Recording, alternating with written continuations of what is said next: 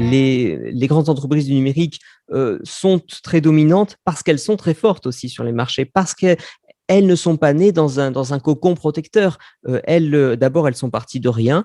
Comme je le montre ici, vous voyez, c'est les 4 entreprises en question ont toutes démarré dans des garages ou dans des petits locaux. Et pour une entreprise comme ça qui a réussi, il y en a des dizaines, des centaines qui ont fait faillite au fil des années et où tout l'argent investi a été perdu.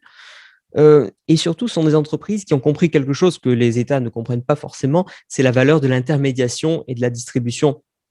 Il est traditionnel en économie, enfin pas en économie justement, il est traditionnel dans le discours public de mettre en avant l'acte de production, l'acte de fabrication et d'avoir beaucoup de mépris pour le commerçant, pour celui qui transporte, qui distribue, qui revend, pour les intermédiaires en fait.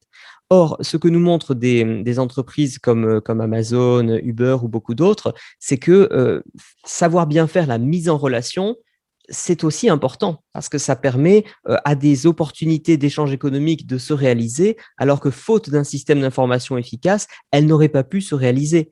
Et c'est une fonction qui, par définition, est aussi importante, voire plus que le reste, parce que comment est-ce qu'on le mesure? On le mesure par les profits de ces entreprises. C'est-à-dire, lorsqu'elles font du profit, c'est que des gens ont été prêts à payer pour.